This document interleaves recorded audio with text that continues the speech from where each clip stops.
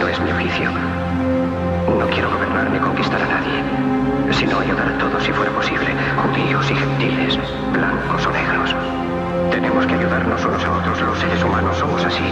Queremos hacer felices a los demás, no hacerlos desgraciados. No queremos odiar ni despreciar a nadie. En este mundo hay sitio para todos. La buena tierra es rica y puede alimentar a todos los seres. El camino de la vida puede ser libre y hermoso, pero lo hemos perdido. La codicia ha envenenado las almas.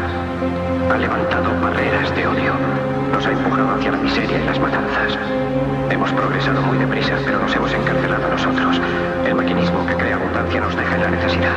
Nuestro conocimiento nos ha hecho cínicos, nuestra inteligencia duros y secos. Pensamos demasiado y sentimos muy poco.